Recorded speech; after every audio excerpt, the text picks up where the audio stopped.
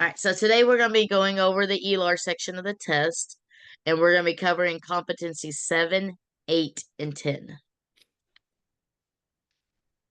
I don't think I put the slide in there. The ELAR section of the test, I want to say it was 55 minutes, and it's typically your first section of your test. It's the first thing you see. Let's go over competency 7. Competency 7 is going to be your writing conventions. This is going to be our normal writing rules that we learned about when we were little, but it's also going to be how we teach those rules to students. So what does writing look like? Our first stage of writing, our pre-conventional awareness stage, exploration stage. I put all these different names at the top because depending on which study guide you're using, all of these different names show up. So any of these names could show up on the test for what it is called. Just learning that that is your first step of writing, because your reading ones are going to be a little different. If we look, our first stage starts out with just scribbles. Maybe they got them in a line, maybe they don't. That one sort of looks like it has a house. We might start seeing some letters, but it's real obvious they have no clue what they're doing with those letters. They're just exploring. They're just starting to figure it out.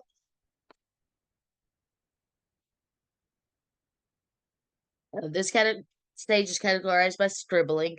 So when children pretend they're writing, but they hit random keys on the keyboard, it's also considered logographic writing of high frequency, and they easily recognizable words.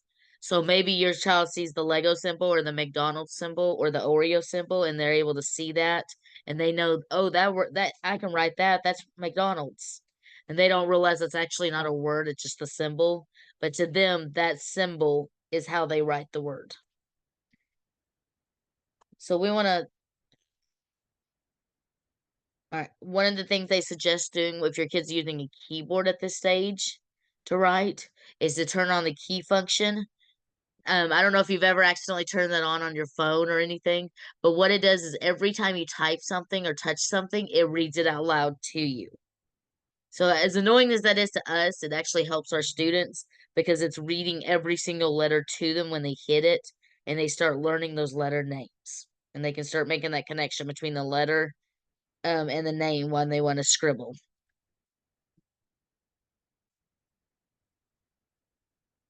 All right, so let's move on to emergent.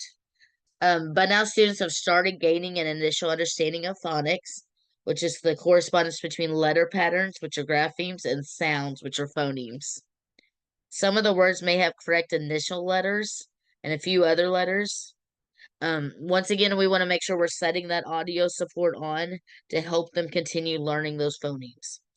We want to continue to provide conventional writing to help them understand the letter sound and relationship more fully. At this time, children begin to make the reading-writing connection, and they're much more aware of embedded clues, which means they're using those pictures and those initial letter clues to help them write and to help them figure things out.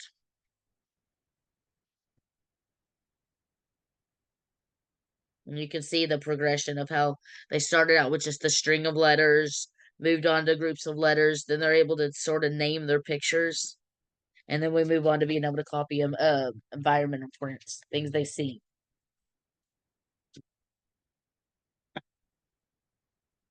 I'm sorry, this is a little talk heavy at the beginning, but then we'll get into our questions. You're fine. All right, so our transitional stage, this is going to be your 5 and 6-year-olds. It's also sometimes called the early stage of writing. It just, like I said, it just depends on which study or guide you're using or how they present it. So I'm trying to give you both names so that you know if you see it about what to expect. So these are our kindergartners.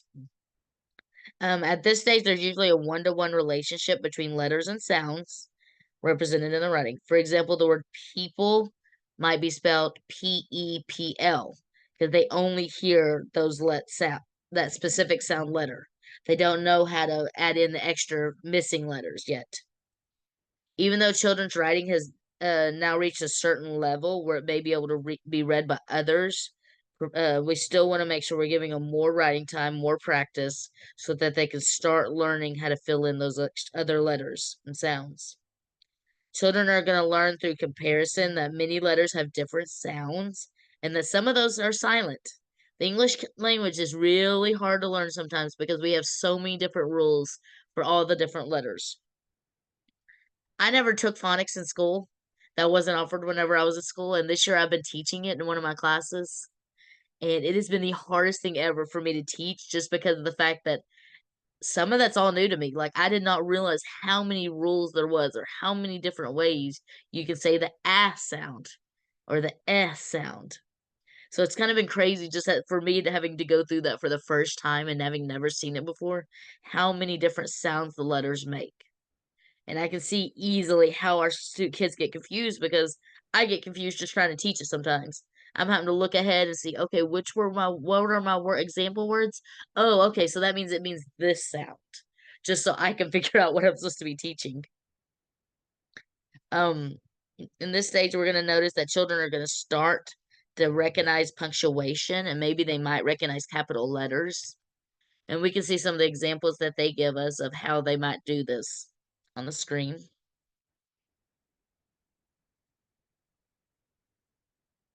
Conventional stage. This one we can actually read. This is going to be our getting into our first and second graders. So we're actually finally starting to see real words. We may still have some misspellings. They demonstrate more control over many of the aspects of the writing process. They can adjust writing for different purposes, such as information, biographies, and narratives. And they use an increasing number of known vocabulary words. They have more control over proper spelling of words, punctuation, and capitalization, and they demonstrate greater usage of simple, compound, and complex sentences. And you can see they have a few words that they're still struggling with, but it's a lot easier to read a second grade's paper than a kindergartner's.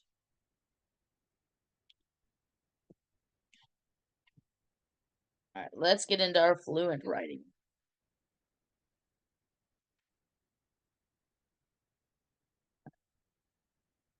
Around this stage is when children start to notice and learn all about the different irregularities in the written language. It's the longest learning phase in the writing development, and it actually can last even longer than they say. It can last more than just that 8 to 10. It can last over several years. Children can turn off their key sounds usually at this age if they're using their computer, because at this point they know their letters. They don't need it to read it to them.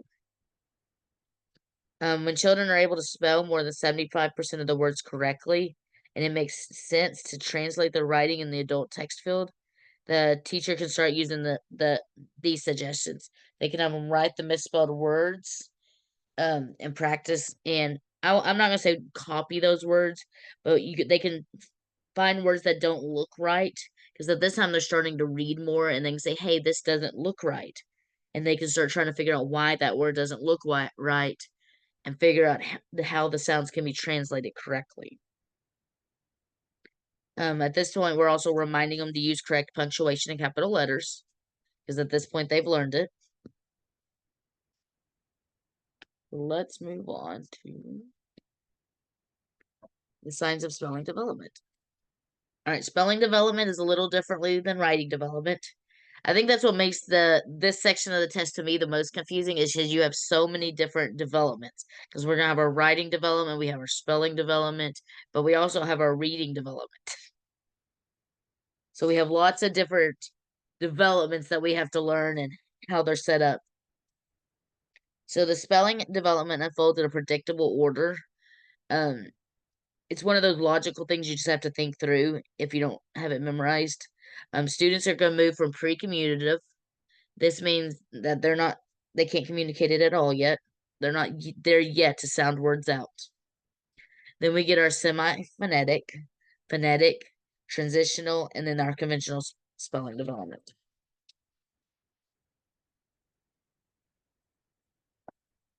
Teaching spelling. There is lots of different things when we teach spelling that we have to introduce our students to. Teachers have to become familiar with their grade level expectations as students advance in their development of spelling skills. We want these skills to effectively be taught in the context of meaningful writing experiences. So we're going to have them study etymology. This is where your words come from, including the Greek and Latin roots. Do we always do that in class? No, but in reality, it will help the students. We want to, and this is, remember, these are perfect classrooms whenever we're doing our test. You have all the time in the world. You never have any disruptive students. You have all the help you need. You are getting to teach these students in the best way possible. It is not real life classrooms. So we want to teach them about knowing and using prefixes and suffixes. We want to differentiate between homophones. Homophones are your words that sound the same but mean different things. For example, pedal and pedal, like the pedal of a bicycle and the pedal of a car, or the pedal, which is to sell something. We want to teach them about using contractions appropriately, such as whenever we add not for is not becomes isn't, and teaching them how to spell that and how to combine that. Some of our activities that can improve our spelling skills is we could use word webs or families to teach them common spelling families. Or if you're doing your Amplify this year, I know one of the things I like from the Amplify curriculum is they teach you spelling trees, where each sound is on a tree and each branch is a different spelling of that tree. So you can teach the kids to find which branch the word would go on so they can figure out how it would be spelled. We want to select activities that are going to identify common roots, prefixes, or suffixes. And we want to really just focus in on those word families. How does it fit in?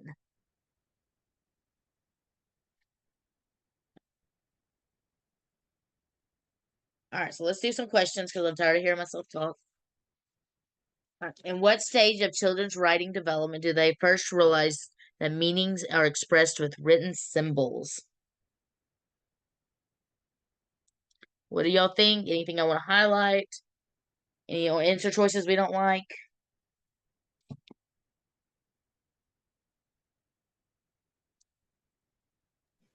We will highlight the first realize that Okay. meanings are expressed by written symbols, because that's what they're wanting from the question. Yeah, we're wanting this first written symbols. Okay. The way I would tackle this question if I see it is I want to put these in order.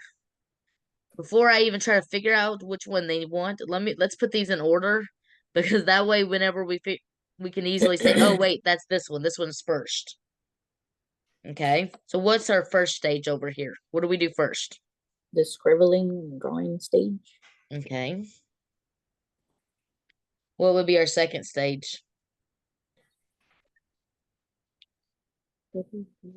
Letter-like forms and shapes. Uh-huh. And then The stage with writing letters. Okay. And then the last one, the letters and space stage. Yeah, because that's our conventional writing and spelling, right? All right, so now we're like, okay, wait, which one do they want? They want to know, they first realized that meanings are expressed by written symbols. So when are we actually starting to use symbols? And two?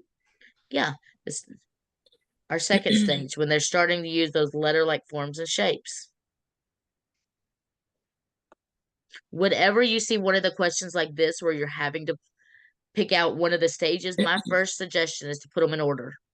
Because our brains work better if we know the logical progression. And then we can go through, okay, I know scribbling, they're just randomly drawing. They're not representing anything yet. Okay, so that means this one has to be when they're first using the symbols. Right. All right. Which of the following is not considered a type of mood? See, I'm just throwing a random one in there for you. Some of these I don't know why they put that section whenever I'm doing my reviews. Because what I do is I pull up, okay, what is everything that falls under this competency? And sometimes they have a question that to me I would put in a different competency, but I try to stick to what they say because they're the ones that have the degrees and study this stuff like crazy. So what do we think of these? We will highlight not. You cannot even see all of. Oops, I'm gonna pause the share for a second because it isn't even letting y'all see the fourth choice. I didn't realize that I made it too big. No, it's not. So if you can't see the fourth choice, you can't see to know if we like that one or not.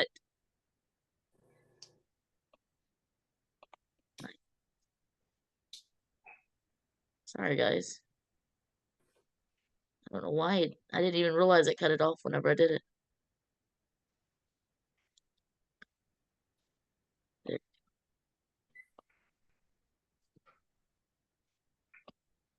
All right, now we can see all four choices. So what do we think of this? Any of these words stick out for us, or we're like, what in the world is mood? It's not being shared. Yeah. Oh, that makes it even harder for you, doesn't it?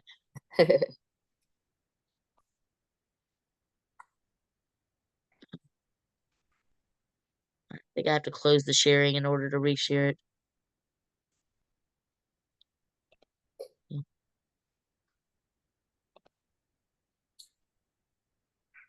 All right. We see it this time? Yeah, it just shows your whole. Oh, there you go. Sorry, guys.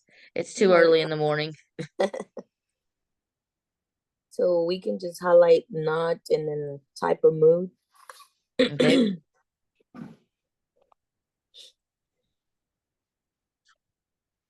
Not, and which type of mood?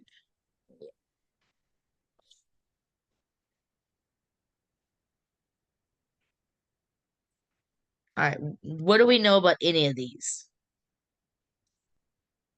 What is indicative?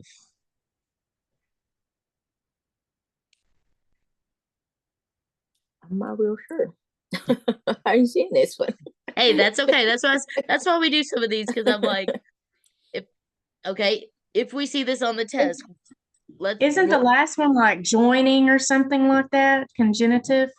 yeah, Congenitive? we know that sounds like it's gonna be something joined. Yeah.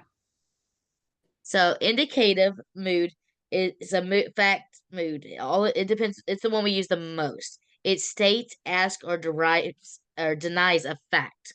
So this one has to do with facts. Sorry, I cannot write with this mouse.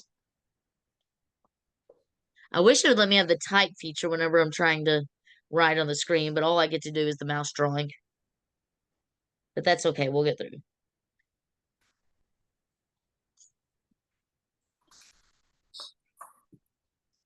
All right. So this one's going to deal with facts. Does anybody remember what an imperative sentence is?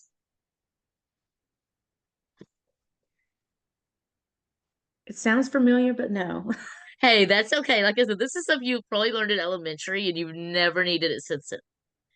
So imperative sentences, they give a direct command. So an imperative mood is going to give, it can be a direct command, but more usually it's used when you're giving instructions for something. So I'm going to put instructions. Come on, we're going to make it through this. All right, so that leaves us only two more. In reality, if I was to see this question on the test and I just blanked out and had no clue what any of these are, flag it and come back to it. Do not spend your 5-10 minutes wasting time when you really have no clue what the answer is going to be.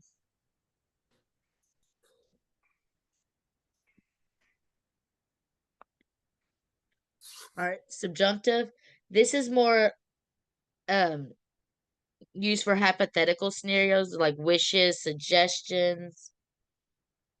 It's when actions or events which are possibilities, wishes are uncertain of the facts.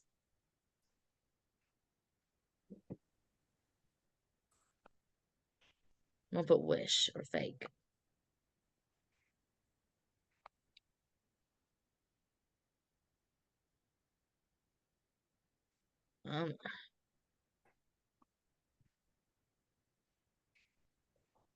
So there's only three moods in English. We're indicative, our imperative, and our subjunctive. Conjunctive, it sounds good, but it's actually not one of the moods, even though the term sounds familiar. We do have conjunctive adverbs, but it's when an adverb phrase connects the ideas from an independent clause to a sentence. But this term's only used with adverbs, not with the actual mood of the writing. So this one's going to end up being our answer.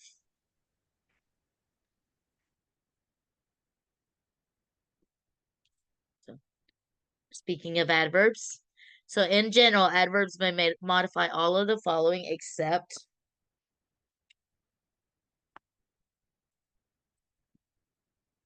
all right, what is an adverb?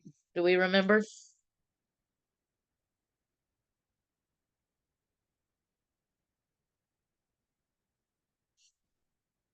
All right, so an adverb tells us when, where, how, and why.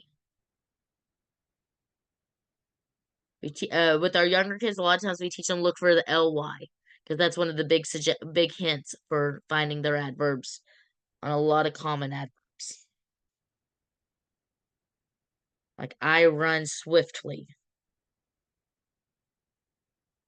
The ball rolled slowly. So what are we going to highlight for this?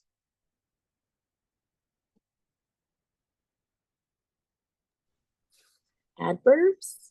I'm going to highlight adverbs because we want to know what can adverbs do, and I'm going to highlight except. Except, yeah. Because that's my big word I want to make sure that I catch. All right, so let's look at what do adverbs usually modify?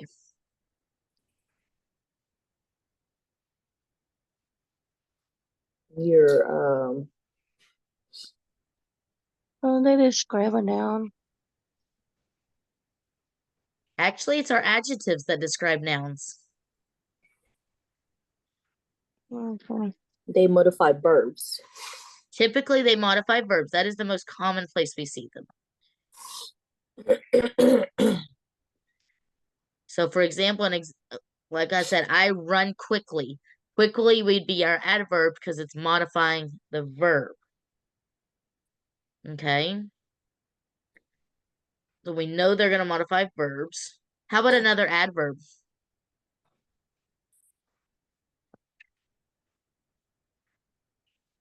Did they modify that? I wouldn't think so.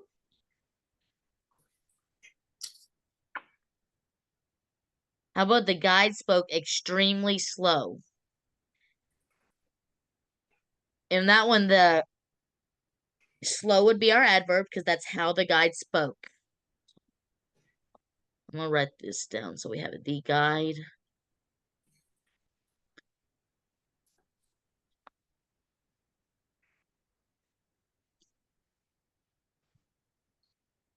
spoke oh,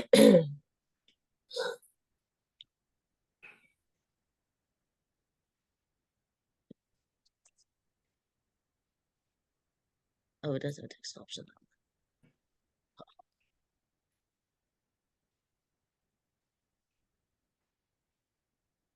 Forgot that I can type it this way, guys. All right, so in this example, just switch back to pen. We know that slow is going to be our first adverb because that's how the guide spoke. It's modifying that verb. But we also have extremely right here. Extremely is going to modify slow.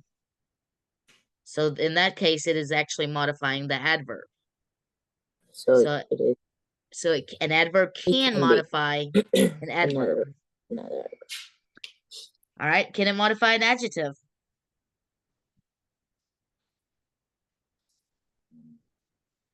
Can we think of a sentence where it might modify an adjective?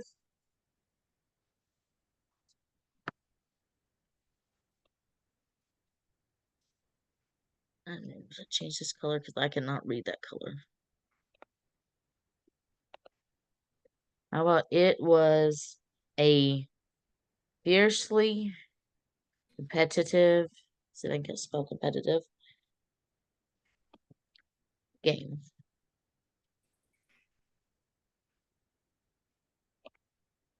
All right. What is our adjective in the sentence? Fiercely. Remember, our adjective is the word that describes the noun. Yes. Yeah. Sorry. You're I fine. was thinking. I was thinking adverb. Yeah, I confused you. I said the wrong word.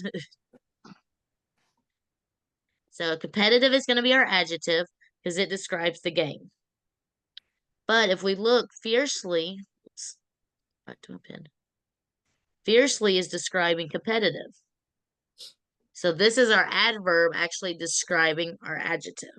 So yes, adverbs can actually modify their adjectives. So the only one here that isn't possible is the proper nouns. Because whenever we have a word that's describing the proper noun, it's actually going to be an adjective. All right, does that make sense? And are your early morning adverb lesson? Yes, thank you. All right, let's move forward. And I'm probably going to have to erase you up. When I annotate differently, it makes me erase everything before I move forward. And I'm not good at remembering that. All right, so which of the following is an imperative sentence? All right, we briefly talked about imperative moods a minute ago. So how are we going to figure out which one's an imperative sentence?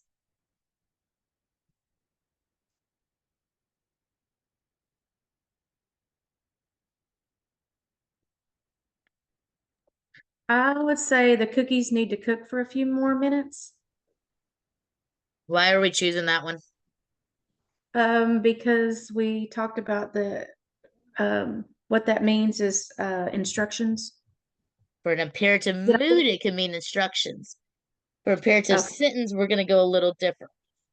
Oh, okay. I know, like I said, I'm trying to throw you Oh, off this man. morning, going to Okay. mess you up. That's Would it okay. be go to the post office for me? Because Alright. like you're giving them an instruction. We're giving a command. I want you to look at all of these sentences. Whenever we look at these sentences, 3 of the 4 sentences can fall into a sentence and answer family. That means all of them are the exact same type of sentence. Whenever we're looking at our test questions, if all of the answers except for 1 are the same, or maybe 2 are the same, can I pick 3 answers as my choice?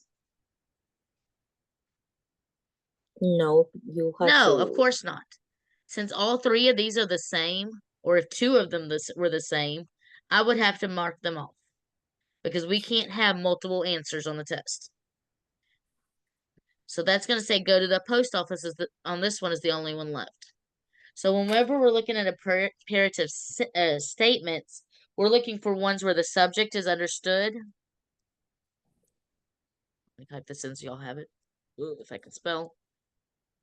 And it's also a command.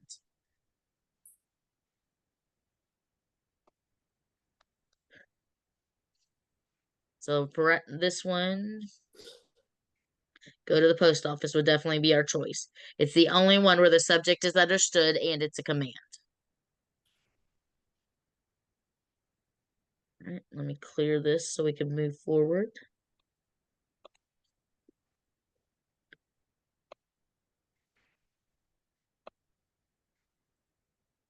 All right, let's move into competency 8. This is going to be our writing communication. So we're going to be teaching purposeful, meaningful writing in connection with listening, reading, and speaking. We want our students we want to know how to promote student development through extensive reading and writing vocabulary. We want to be able to monitor students' writing development. And we want to understand the differences between first draft writing and writing for publication. We want to understand the benefits of technology. We want to understand writing for a variety of audiences, purposes, and settings. And we want to teach we want to teach students to use appropriate conventions to support ideas. For example, they're using quotations, bibliographical information. We want to teach them the difference between paraphrasing and plagiarism. But we also want to know grade level expectations for writing communication. So the writing process. And I had to break this one into 2 slides because otherwise it makes it way too small for y'all to read. So let's look at our first few steps. This is another one where if you're looking at it logically, you can make sense of it. So pre-writing, this is where they're starting to brainstorm and think about the topic and plan what they want to write. This can be done on paper, or maybe you're just doing it out loud or on the board together. So drafting is when they're quickly putting those ideas on paper. They're not actually trying to make sense of it yet. They're not worried about spelling. They're not worried about putting it in order. They're just putting their ideas down. Revising is when they're actually starting to put them back in the correct order and they're adding in more detail. Editing is when they're going to start looking for the spelling, grammar, and capitalization and punctuation. This is where they're fixing those mistakes. Publishing is where they're going to share the final writing with others. All right, now I'm going to go back and forth between these two for a second because this is how they're going to try to confuse you. They're going to ask you a question about you're adding more details into your paper. What step of the writing process are you in? And they're going to give you drafting, revising, and editing as all a choice because all of those sound good. So it's really remembering if you're focusing on editing, you're only looking for and correcting mistakes. When you're revising, you're changing the work, you're reworking it, you're putting in more details. And then drafting is when we're first starting. So it's really knowing the difference between drafting, revising, and editing and remembering those differences. Because you will probably have a question that asks you about one of those three, just to see if they can trip you up on it. All right, individualized writing assignments. Whenever we're thinking of assignments for our students, these are 4 different things that we want to consider. We want to consider the length of assignment. Naturally, you're not going to give a kindergarten or first grade student the same length of assignment that you would a 5th or 6th grader. They're just not capable yet. It's also another way that you can modify an assignment. I teach that I'm with 2nd graders right now, and they're at all different learning levels. Some of ours can barely write at all. Some of ours can write 2 or 3 paragraphs and do amazing on their own. So it's really another way that you can change it up. For some students, you may only make them write 1 or 2 sentences. Other students, you may make them write more because you know they're capable of more. We want to choose engaging topics.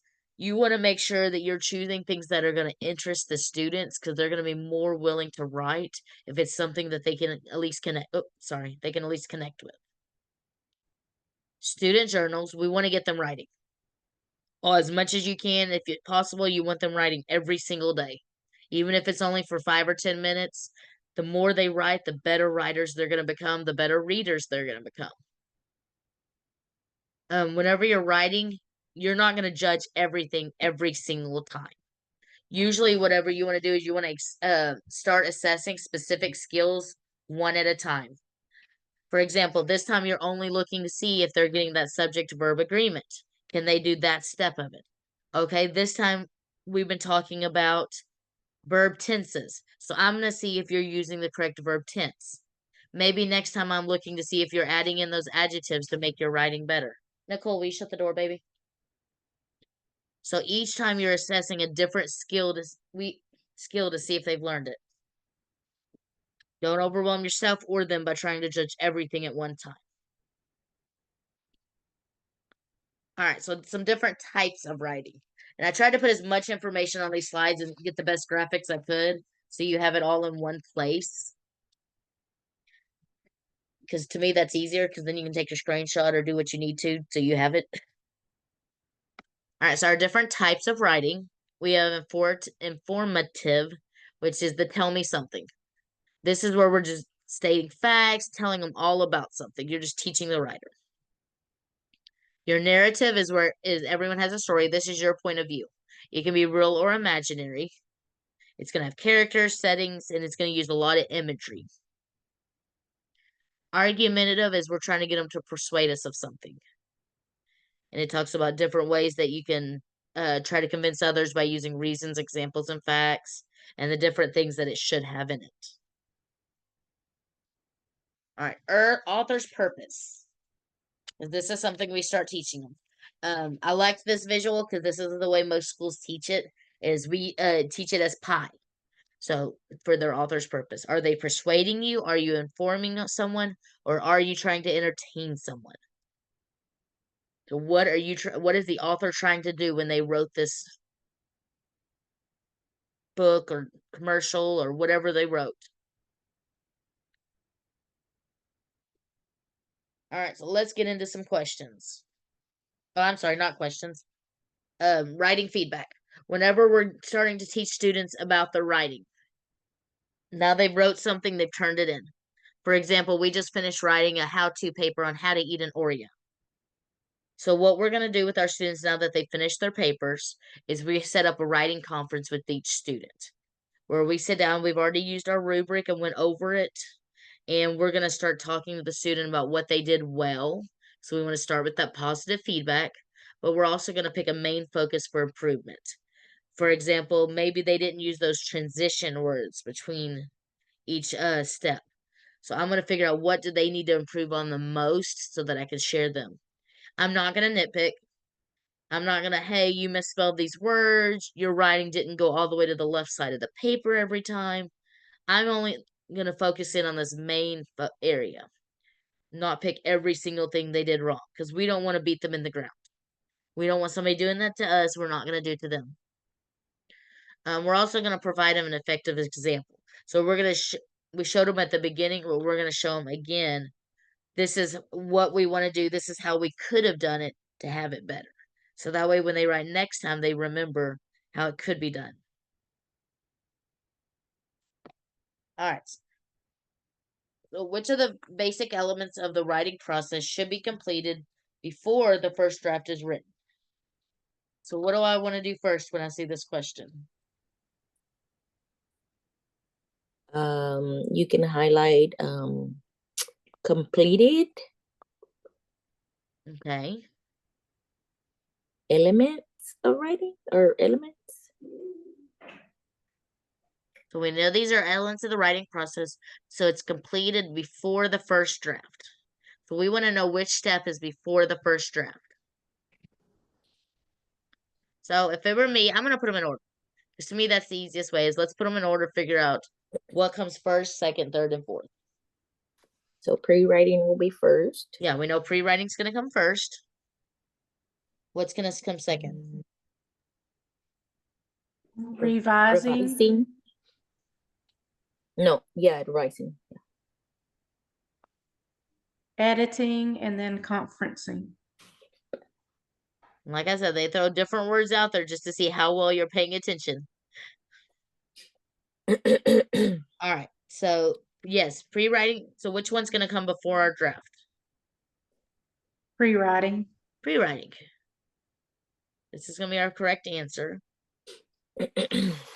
So, whenever we talk about revising or editing, both of these refer to the changes the writer makes to the draft to improve it. We already talked about that. Revising is adding more info in or reorganizing.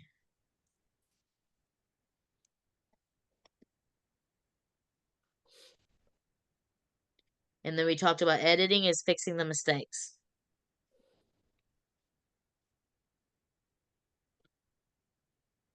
All right. Conferencing refers to the collaborating with others, so they might use this when to critique the draft after that they've written it.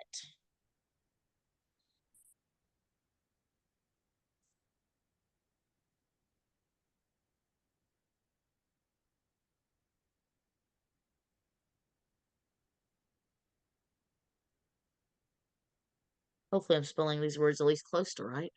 My spelling is not amazing.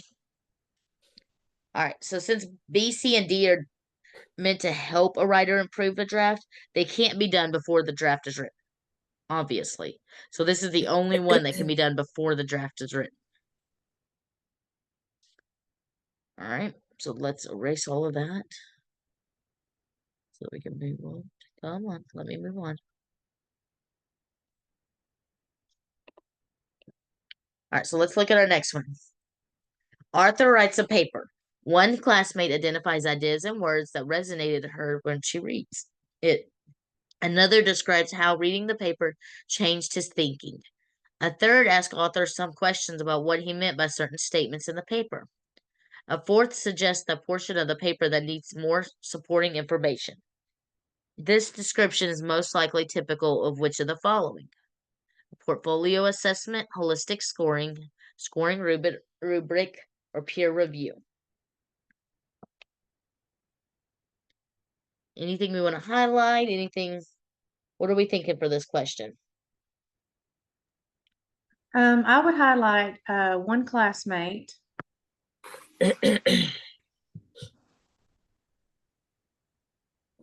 So, one classmate identified ideas. Another describes. Okay. A third ask. And a fourth suggest. Okay. All right. So now what are we thinking about our answer choices?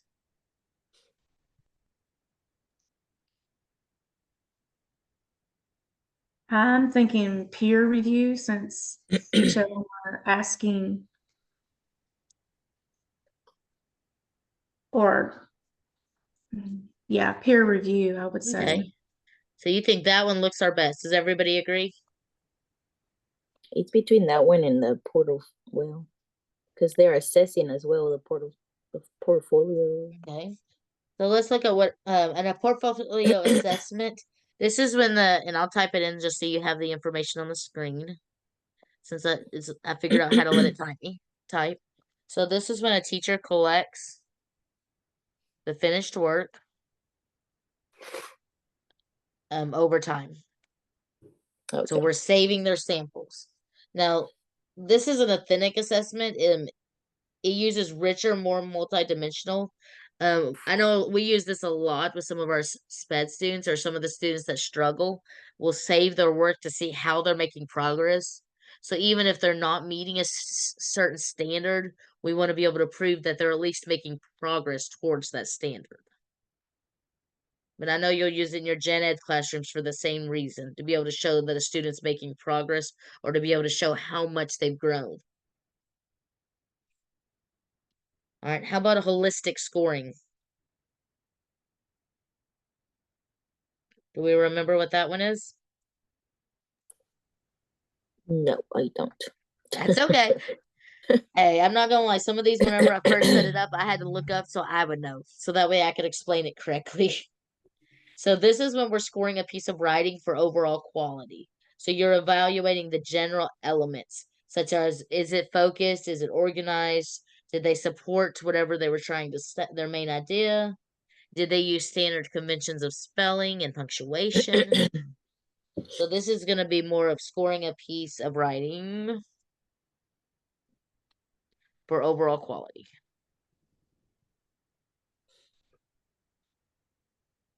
All right, how about scoring rubric? Because I know we see rubrics all the time. That's like the description they give you, like what's expected in it from the writing. Yeah, so it's going to be a guide that gives levels of typical characteristics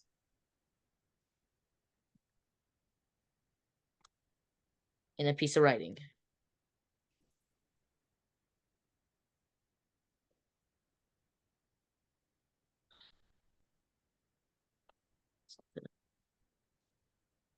All right. So peer review is when we're going to have other students look at their writing.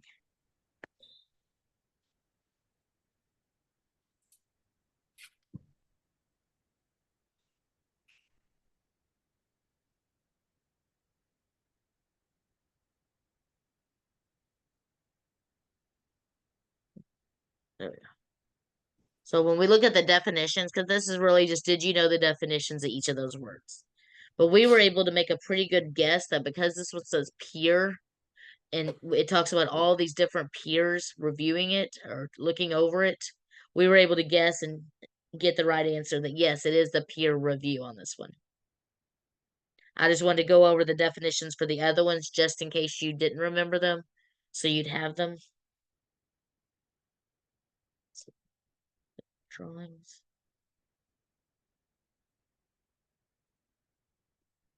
All right.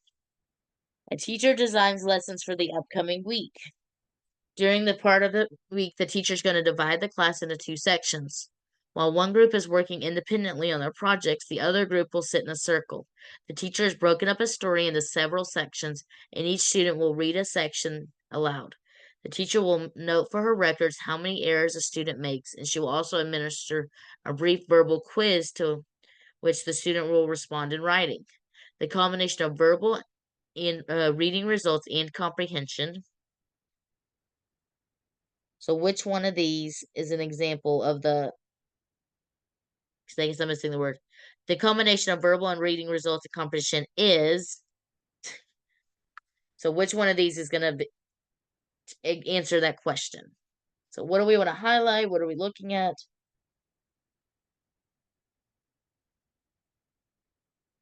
Do we know what any of these answers are?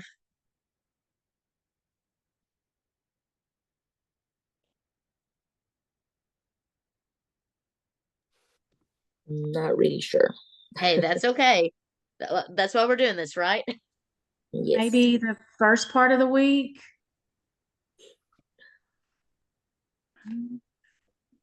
So let's look at our answer choices and then we'll go back and highlight them.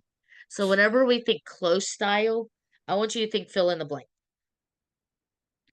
Because what is it? A close style passage is going to be is it's going to have a passage with words missing, and those words they're going to have at the top of the page in a word bank, and they're going to have to pick which word fits in the sentence best. So we're going to think fill in the blank whenever we see close style. Whenever we see articulation assessment, this is one you're not going to do in your classroom at all, because this is usually by speech therapists. If I can spell correctly. Because what they're doing is they're seeing assessing the errors that students make in their speech to figure out if they're pronouncing words correctly, and if they're not pronouncing words correctly, what sounds specifically are they struggling to say. And they do this in order to figure out what sounds they need to work with on the student. All right. So let's go back to our question and do some highlighting now. If it'll let me switch over to the highlighter. There we go. So a teacher designs lessons for the upcoming week. During the first part of the week, the teacher's going to divide the class into 2 sections. All of that is extra information. It has nothing to do with the question that we're talking about. So while one group is working independently on their projects, the other group will sit in a circle. This second group is the one we're going to focus on. So they gave you all these extra sentences just to try and throw you off. Those don't even matter. The teacher has broken a story up into several sections, so we know each student's going to read a section. Let's see if it's going to let me highlight. They're going to read a section for us aloud. All right, the teacher's going to make some notes for her records on how many errors the student makes, and she's going to administer a brief verbal quiz, but the student's going to respond in writing. So we have them reading out loud, doing a verbal quiz, and then writing. So we are looking at, we know it's not a close style because that's fill in or blank. We know it's not articulation.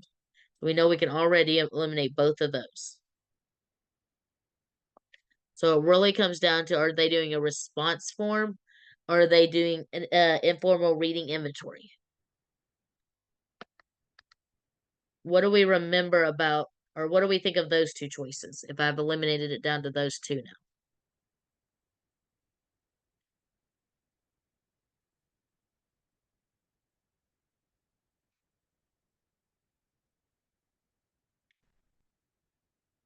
So we know a student's response form. We see the word form, so we know this is probably just them answering something. So that we kind of like that one just for the fact that we know they're responding in writing, but that's to throw you for a loop. Because this is literally like you think of a Google form. It's just them quickly answering questions, filling in the blank, or not filling in the blank, bubbling in questions is the best way to think about it. So our informal reading inventories, these are usually administered between one teacher and one student typically, but they can also work in a group setting. So during these, your teacher is going to write down how many words per minute, mistakes they made or corrections, so that they can figure out the total words they were able to read correctly and the reading speed. They're usually timed. For example, we'll have our students read for 1 minute, and we make a mark every time they make a mistake in a word, so that way we can calculate how many words correctly they read per minute. So we know the combination of that verbal reading results and comprehension is going to be this informal reading inventory. We check to see how they were able to read it. Did they make mistakes? How fast they read it? But also, did they understand what they read? Sorry, not wrote.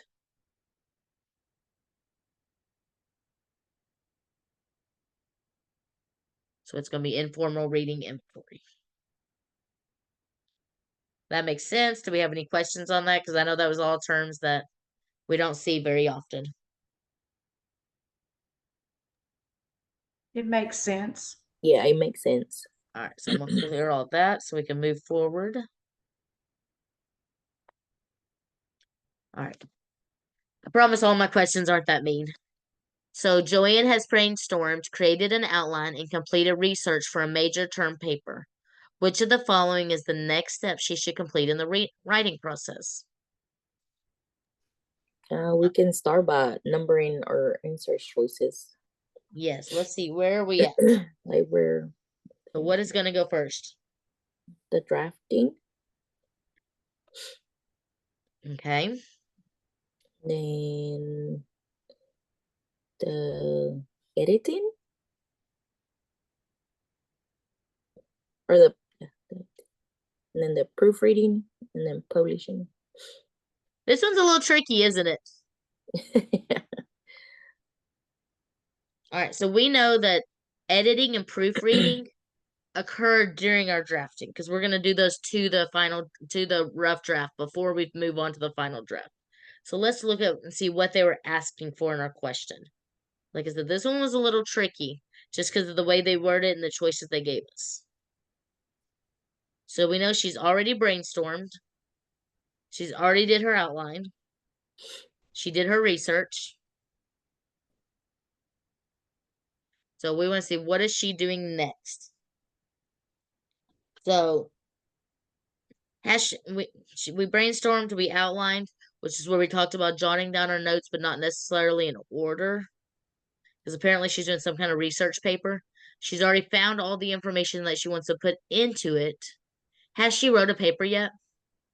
No. No. So can she be editing right now? No. No, we can't edit if we have no paper. Can she be publishing? No. No. Occurs after we finished everything. So can she be proofreading? No. No, we have no paper yet. Because the brainstorming, outlining, and research was all part of our pre-writing. We know that editing and proofreading occur after we've written it. So we know B has to be where she's at right now. Because she has to write that paper, get something down, some kind of rough draft, before we can ever do any of these next steps. Correct. Like, so this is just a different way that they could show you and ask you those steps.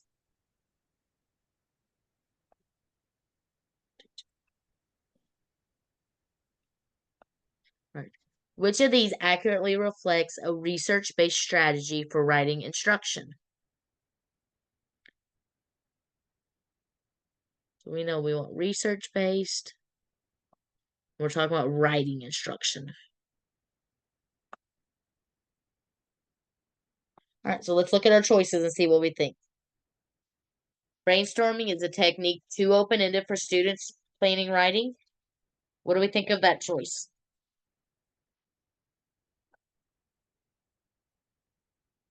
We like it, dislike it, no clue.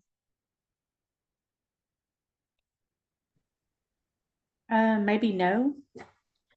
Saying maybe no. Why maybe?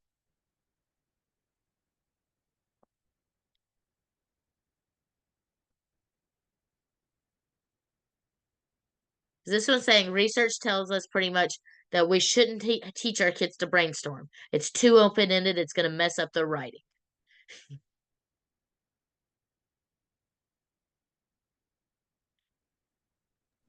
I mean, brainstorming, you have to have open. Yeah, we want it to be different. open-ended because we want our kids to be able to think of all the different things they could write about. Yeah. So, I mean, that's definitely not, it's not something we want to cut out of writing because it's too open-ended. Yeah. All right, how about giving students steps to follow for argumentative writing is too structured? So the way we're reviewing these, looking at these answer choices is yes, this is something we should do, or no, wait a minute. This doesn't even sound right. Mm,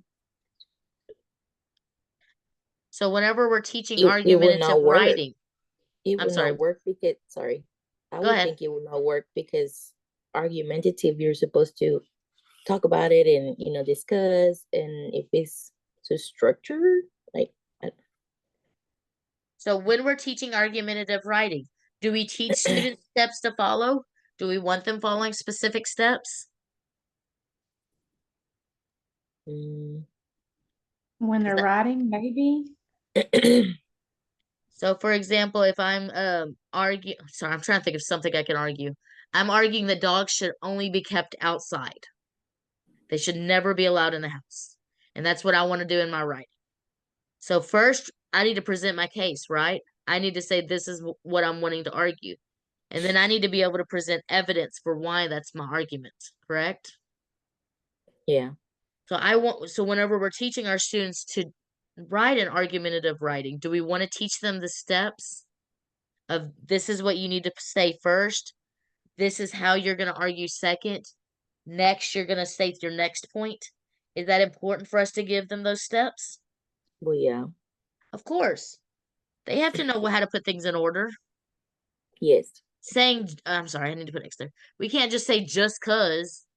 Just cause doesn't give us a good writing.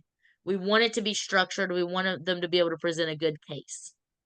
I mean, even lawyers, whenever they're fighting a case, they have specific order that they do things in. Don't ask me that order because I'm not a lawyer.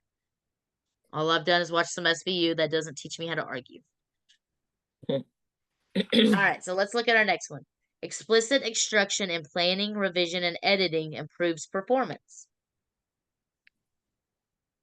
What is explicit instruction?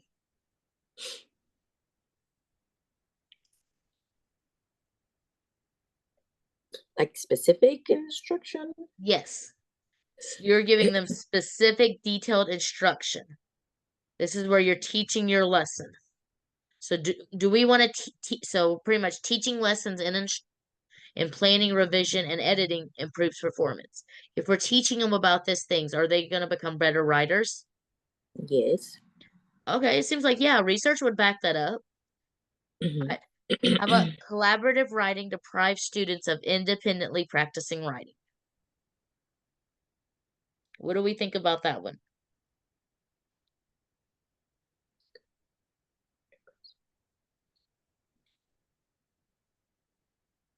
It's a tricky one.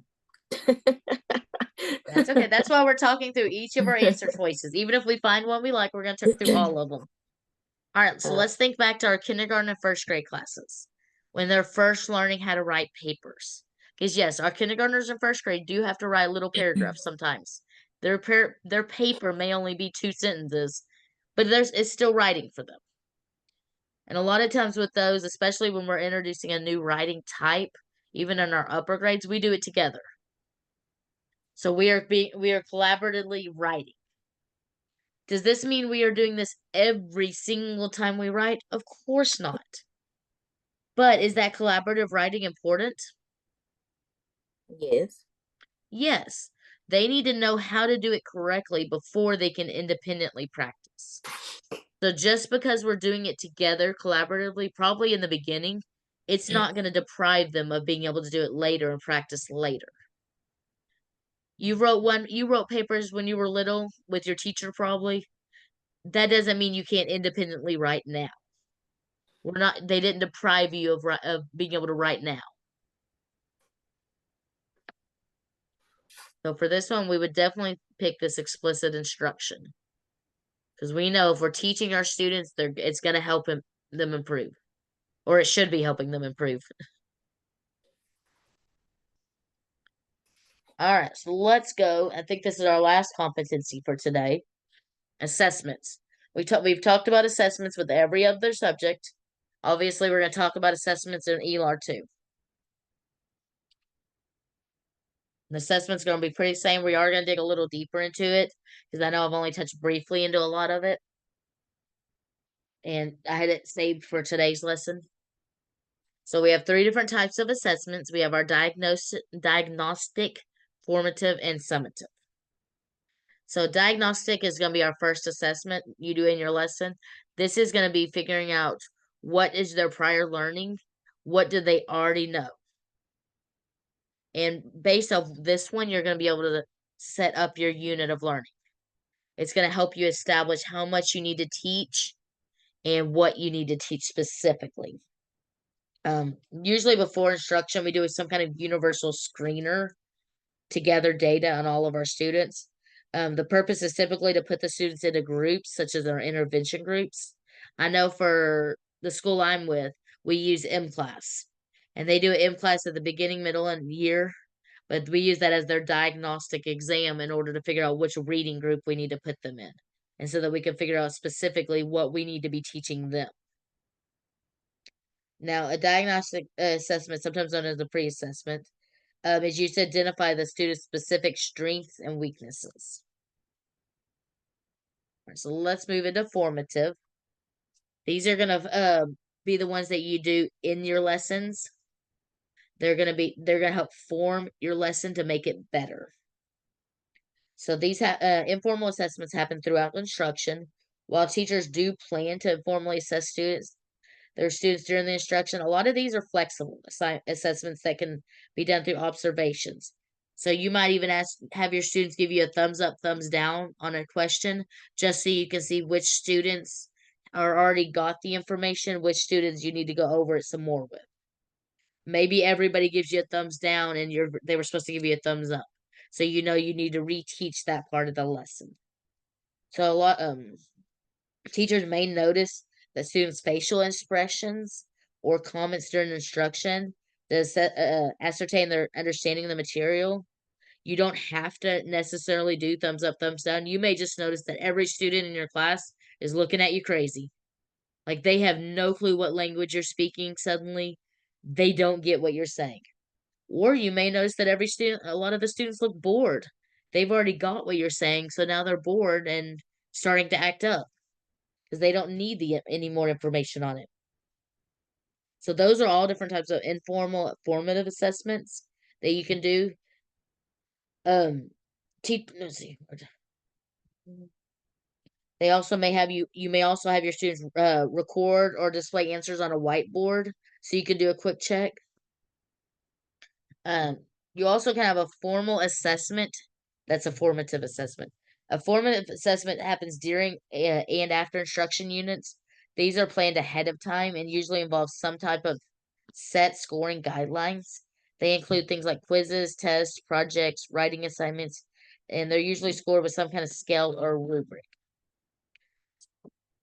So those, whenever we're talking about formal assessments, they can fall under formative or summative.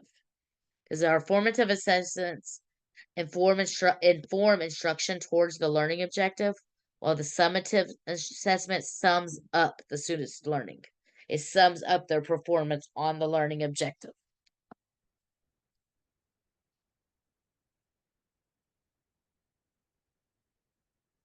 Ooh, and that is really blurry. I think it's a video. It is a video. All right, so I forgot that I saved this video here. I'm gonna let the video explain the difference between norm reference and criteria because it does a better job than me, and I like the visuals it did, and I didn't want to just steal their visuals. Can y'all hear the sound or no? No. Okay, I had a feeling that was gonna be an issue. All right, I'm gonna have to stop the share and reshare it.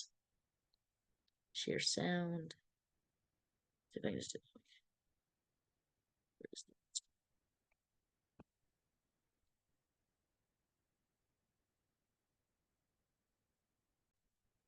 All right, so let me start it over.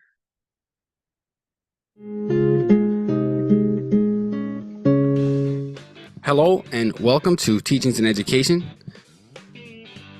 Now let's compare normed reference assessments versus criterion referenced assessments. How are they similar and how are they different?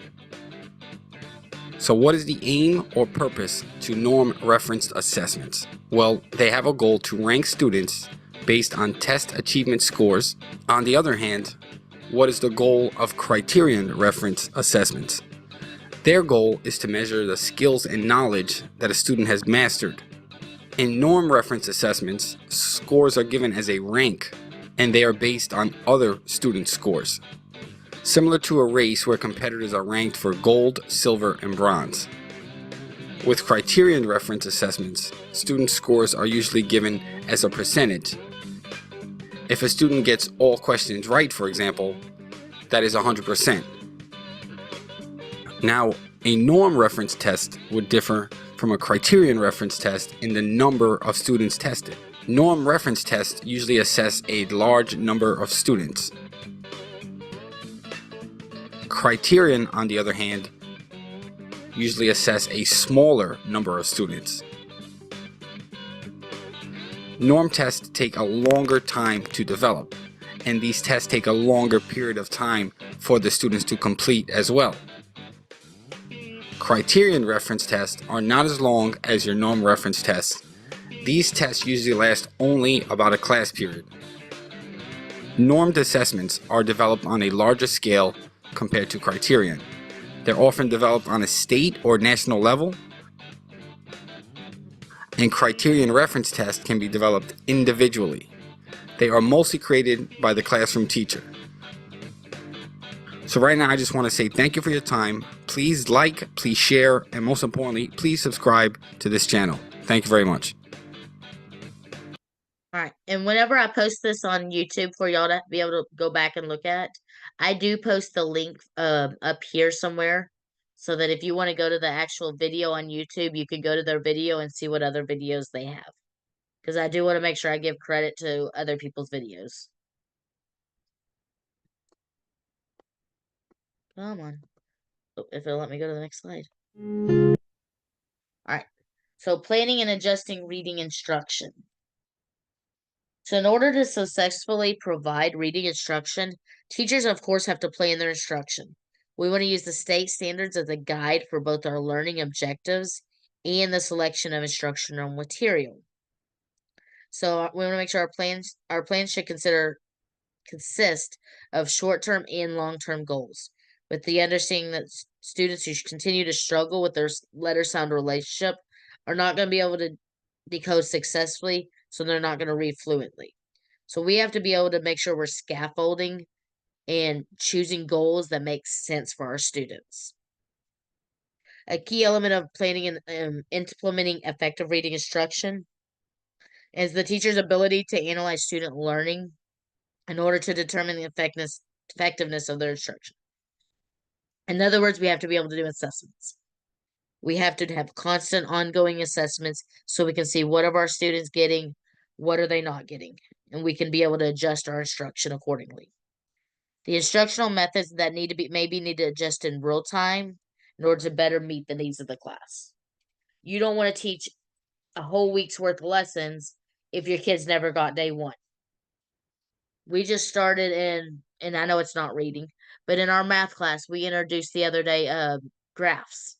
Because we're going to be doing bar graphs, pictographs, line graphs, all that fun in our second grade classroom. The thing is, they're very heavy on the word problems in order to be able to do the graphs. Most of our kids are still struggling getting through that word problem. So we've had to break it down and actually almost take it down to another younger grade level and use more pictures and just numbers because they're not getting that aspect. Before we could teach them to apply the graphs to a word problem, we need to be able to see, can they do the graph with just pictures? If I just give you a set of pictures, can you make a graph out of it? So we've actually had to take a step back to make sure that they understand before we do what's needed at our grade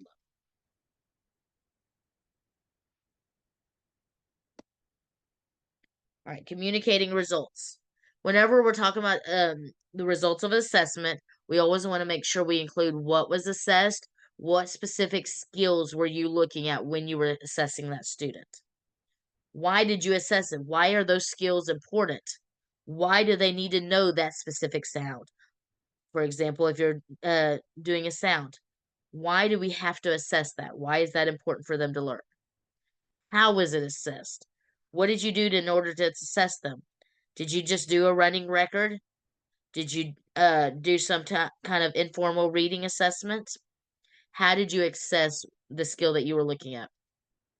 All right, so what the performance of the assessment indicates? Okay, you did this assessment on them. This is what you assessed. What does that mean?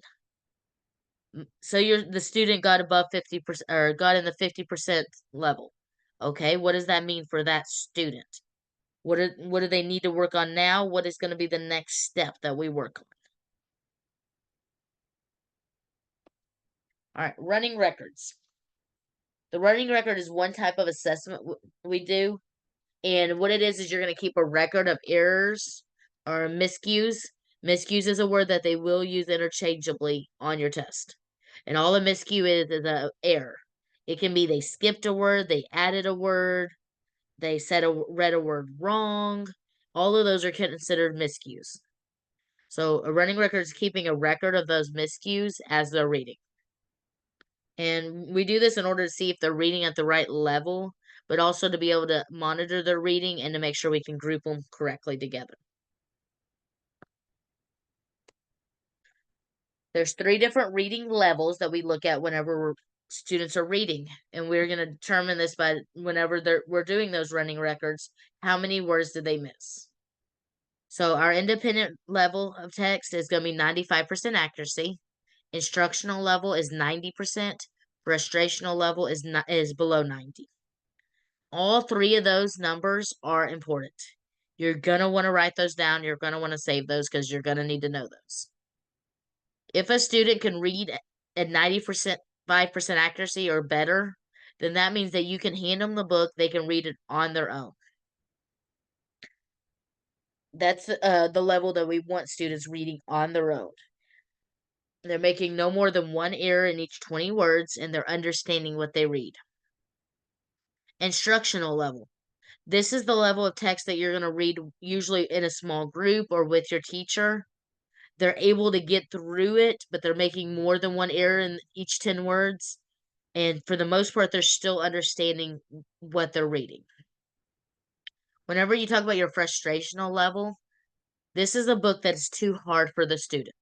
They're making more than 1 error in the 10 words.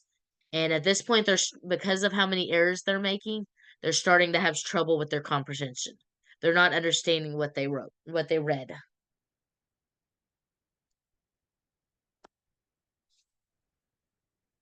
All right, so and understanding the components of reading. So text complexity. What makes up text complexity? How can we tell how hard a book is to read? How can we look at a book and say, yes, this book is for my kindergartner. Yes, this one's for my 2nd grader. Yes, this one's for my 4th grader. A lot of us use different systems. We use the Lexile number. Maybe you use the AR level, or maybe you use the A to Z system. But text complexity is going to explain how they figure out what letter, what number to give that book. So quantitative measure is the readability of and other scores of text complexity. It's often measured by computer software. This is something you will never do. It's something a computer is going to do it for you. And it's going to say, based off the language and how hard the words are, this is what we believe the level of the book should be. Qualitative measures.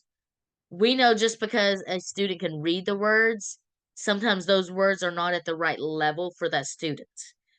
Maybe they're on topics that student isn't ready to read. So that's going to fall under qualitative measures. It has to do with the meaning or the structure, the way they're using words, the clarity, all of those things. Harry Potter, they say, is on a 4th grade level.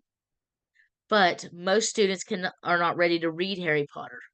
Some of the topics in it are too complex. the way the book is structured, even the length of the book is going to start affecting the quality to make it not ready for some fourth graders. All right, the third thing we're going to consider whenever we're deciding how complex a text is the student's background knowledge and what motivates them. Because every student in your class is different. They're going to bring different things to the table.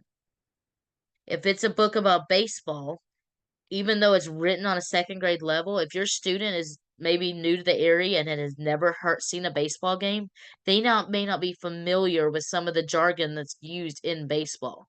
So it may actually end up making that book too complex for them just because they're not used to that specific vocabulary.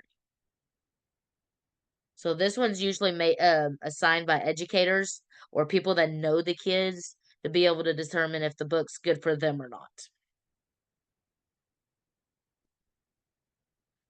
We want to teach our students to use the 5-finger rule. And what they're doing is they're going to open up a book, any page in the book, and that you want them to start reading. Every time they get to a word that they don't know, they're going to put up a finger.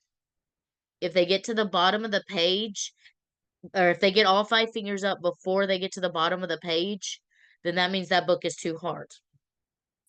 If they only get 0 or 1 fingers up, that book's a little too easy. Because we want them to come across words that they don't know, because we want them to learn to use context clues. So that 1 to 4 range is going to be the best perfect fit, because there's a few words they don't know, but for the most part, they can read that page on their own and not be frustrated and still understand it. All right, so let's get into some questions. Which of these is a correct statement about how to use a rubric relative to writing instruction and or assessment? All right, so we want to know what's the right way to use a rubric. We already talked about what a rubric was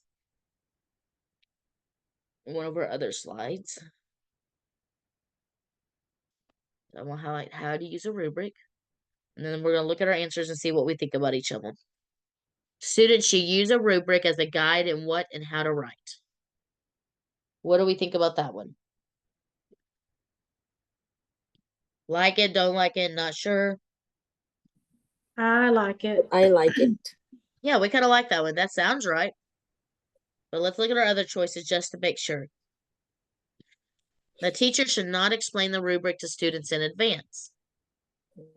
No, I don't like that one because she should. Let's just think about us doing it, because we've all been doing all these fun college classes. What if none of your professors gave you a rubric on your assignments and they just expected you to turn that assignment in and then they would tell you what they were going to grade it on?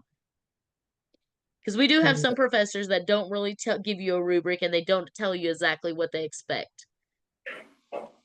Yep. We don't like that at all, do we? No. No, we want to know ahead of time, what is my teacher looking at?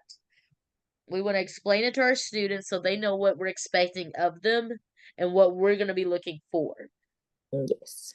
All right, rubrics are for teachers to use in assessment and not otherwise. So rubrics are only for teachers, not students. No, they're for both. No, our students need to be able to look and judge their own work and know what we're looking for. All right, teachers should only use rubrics for organizing their lesson plans. No. No, we don't. That has nothing to do with it. So we know the only answer that even makes sense is that students are going to use a rubric as a guide in what and how to write. All right. A reading teacher is assessing an eighth grader to determine her reading level. Timed at a minute, the student reads with 93% accuracy. She misreads an average of 7 words out of 100. So what is her reading level? What do I want to highlight here? That she reads with 93% accuracy. Yeah, this 93% accuracy is important. Oops. And what else? Anything else, or is that really all that matters? I mean, you could do the misreads an average of 7, but if you already have 93% accuracy. Yeah. In all reality, when they figured out this 93% accuracy, they'd already calculated how many mistakes she made. Yeah. So that's just extra information. We don't need that to be Yeah. able to determine her answer. All right, so let's look over here. She's reading at frustration level. What was our frustration level? What number was that? Do we remember? 90% or less. Yep, someone put minus 90. Actually, I should do, I guess, less than 90.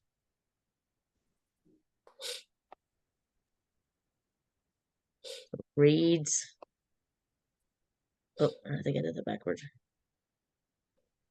I did, so I'm going to do that. I did my symbol backwards. Just for your math lesson of the day, whenever you're doing this, whenever you're having to do this symbol, if you're trying to figure out which direction it should face, this would say reads greater than, because it's this piece is bigger, and reads greater than 90 is wrong. I always have to read it out loud after a write-in in order to figure out which direction it was supposed to face. So since this is the smaller side first, I'd say reads less than 90%. Just so you get a little math in today. All right. Reading at an excellent level. Is excellence even one of our options? No. No. That's not even one of our choices. So we know that answer is wrong. All right. What about instructional level? What was that one? 90%. Yeah, that was our 90 to 95. All right. And what was our independent? Above 95. Yep, 95 plus. All right. So now that we've written all those down, we can say, okay, she was at 93%. We know she's going to fall into this category. She's going to read at the instructional level. Yes. All right, so let's look at another one. At the beginning of each month, Mr. Yi has Jade read a book or two read a page or two from a book she hasn't seen before. He notes the total number of words in the section and the number of times she leaves out or misreads a word. If Jade reads the passage with less than 3% error, Mr. Yi is satisfied that Jade is. Is it asking us what is it asking us? Same thing as the other question. It is asking us the same thing. It is the same type of question. And that's why I put these back to back, because I wanted you to see there are more than one way that they could ask it, but yet they're asking for the exact same thing.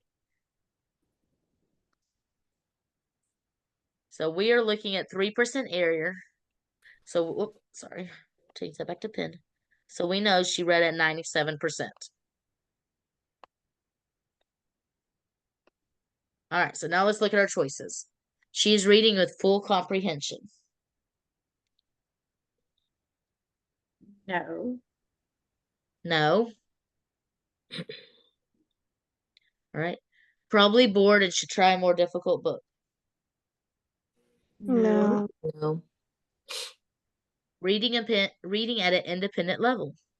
Yes. No. Well, hold on. Remember, we said our independent level was from Yeah. 95 Yeah. to 100. Comfortable with the syntactical meanings. No. It was not one of them. No. And all syntactical means is the way that the sentence is structured. So we don't know if she's comfortable with the way sentences are structured or not. That has nothing to do with this question at all. I mean, the fact that it's at her independent level, yeah, she probably is comfortable with it. But that's not what we're talking about here. They were looking at, did you know that 97% is at her independent level? All right, so which of the following is not considered a formal assessment?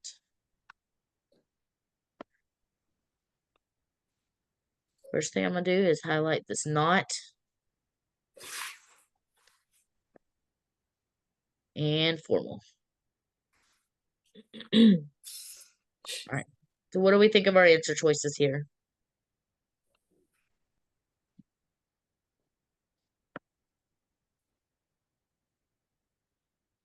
What about an intelligence test?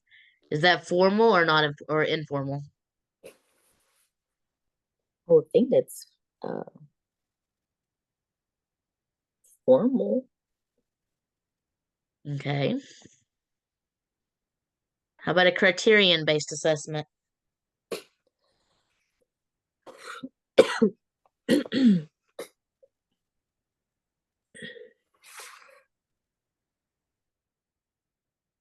Remember, criteria are we're judging them, comparing them on criteria, based on criteria, like you're using your rubric to judge the assessment. Formal? Okay. How about our norm-based?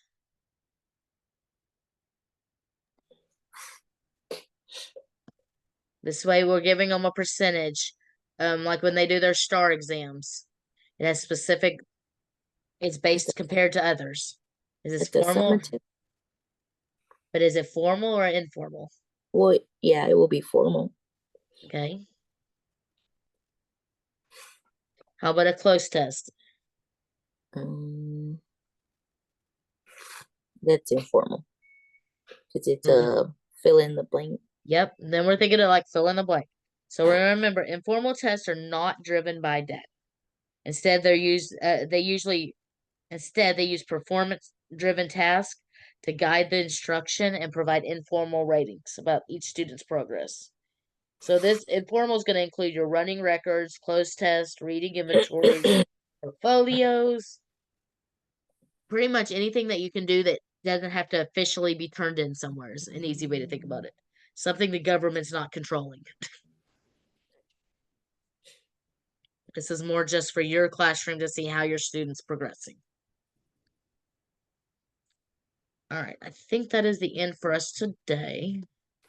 All right, so next week we're going to be getting into science. When we start into science, we're going to be it covers a lot of different competencies. We talked about there's 18 different competencies of science. So next week we're going to be hitting on the first 9. So we're going to talk about the nature of science, scientific instruction, and get into physical science. So I am going to stop this recording, and then I can answer any questions that y'all have. Let me see. Sorry, I got to remember how to stop it.